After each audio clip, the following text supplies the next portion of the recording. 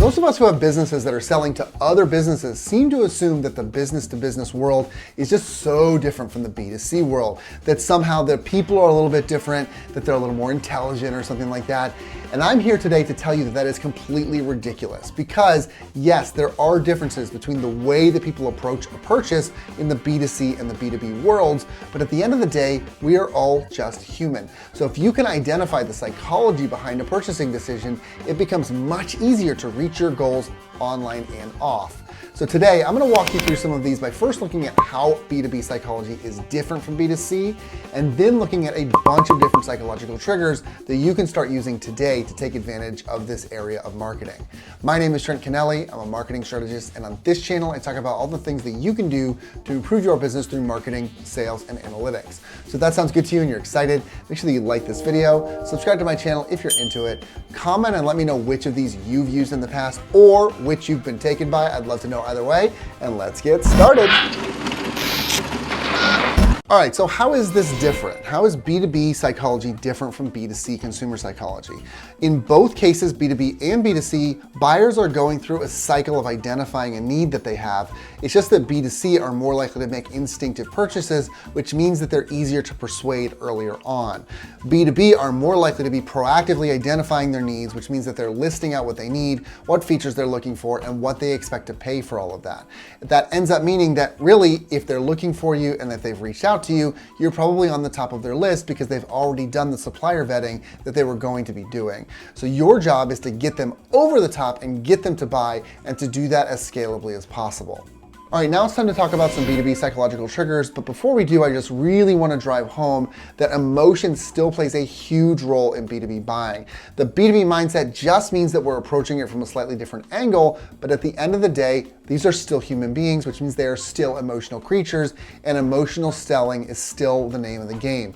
You can check out this video for more details on emotional selling, but I just want to drive home the point here that you need to connect with people on an emotional level as much as possible, because that is going to be a much stronger path towards a sale. The first trigger I want to talk about is social influence. So this is kind of as it sounds. It is the influence that you're providing to people who are considering buying from you from a social perspective. So using other people who are not affiliated with your product to show that your product is high quality. There are two facets to this. There's social proof and recommendations. Social proof is testimonials.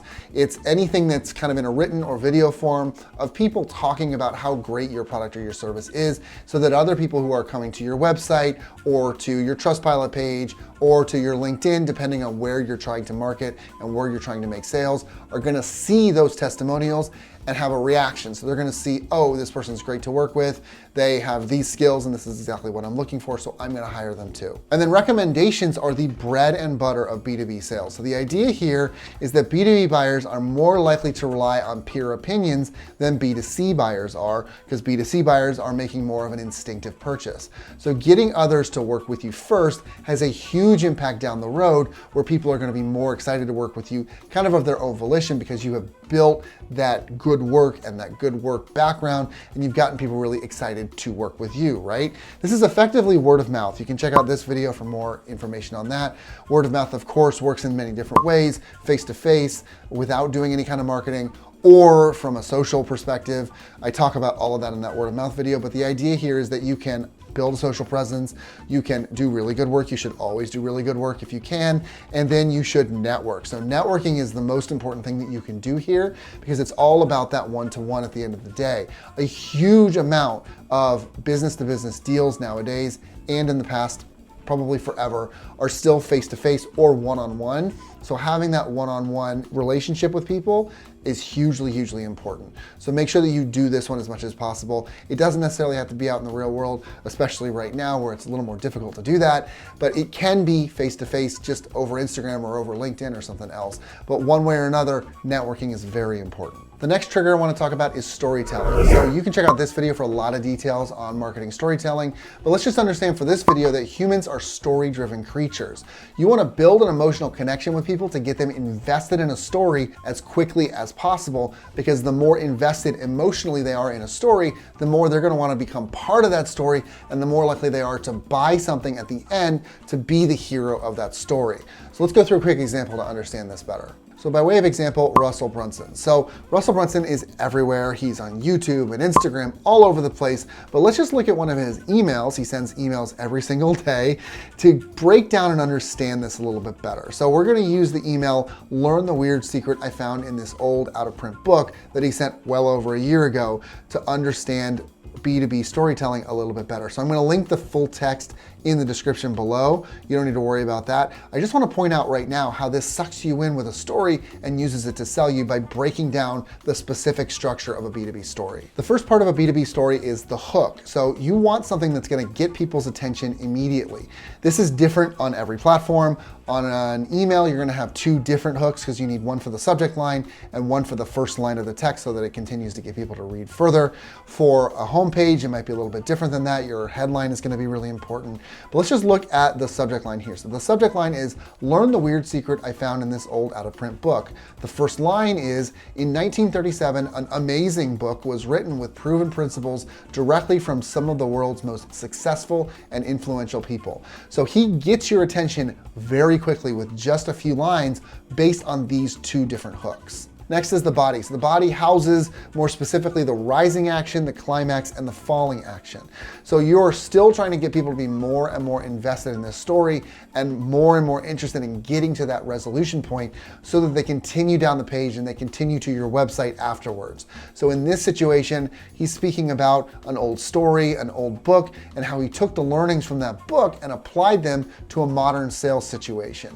And then following that is the call to action. So in this email, he wants you to watch a video series, but it could as easily be, "Come to my website and find the resolution there," or "Here's the resolution, now come to my website and learn about how you can benefit in the same way," or 1,000 other things that you could do here. But the whole idea is that you're trying to get people interested, you're trying to get them to stay and learn more, and then you're trying to get them to take action afterwards. The next trigger I want to talk about is trust. So it is much easier to get action out of people if there's trust behind it. Are you going to put your credit card information on a site that you don't know, that you've never been to before, and that has a fishy looking credit card entry system? Probably not. You think it could be a scam, right? But Amazon has your trust because you've ordered from them before, you've never had any real issues with them. Generally speaking, it's a pretty reliable system, and so you're more likely to trust them, right? Now remember, building trust takes time. Amazon's been around for a long time. Losing trust takes an instant, so be very intentional with how you build trust. So there are two ways to build trust. The first is strong relationship building with your audience through social media, through networking, whatever. This is just a long-term way to get people to trust everything that you have to say intrinsically. The second option is referrals. So this is kind of like recommendations, but there's also an element of trust there. So if we've got three people, it's kind of like a trust triangle, all right? So I'm at the top of the trust triangle as Trent.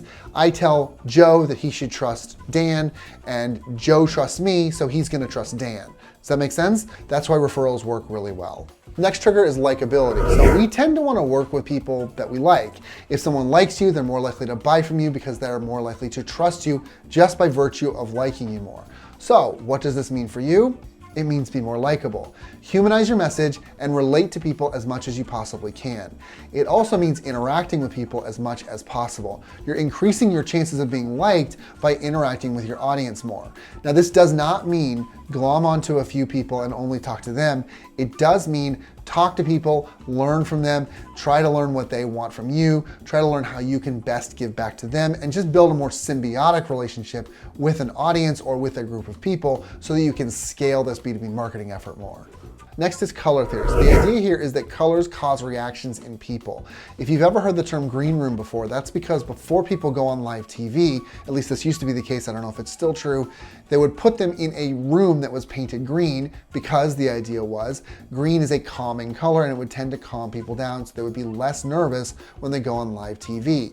So colors absolutely cause reactions, and you want to consider those brand colors when you're thinking about what your website should look like or what your brand more generally should look like, by thinking about how you want people to feel when they come to your page and who your ideal customer avatar is. You can check out this video for more on ideal customer avatars, but you just want to understand that person very clearly so that you can know if they're going to respond to your colors or not. So you can pick a color palette of 3 or 4 colors at the most, though I would really try to stick to 3 if you can, and you want to make sure that they complement each other as much as possible. The easiest way to tell this is to get out a standard color wheel and then just look at colors that are across from each other on the color wheel.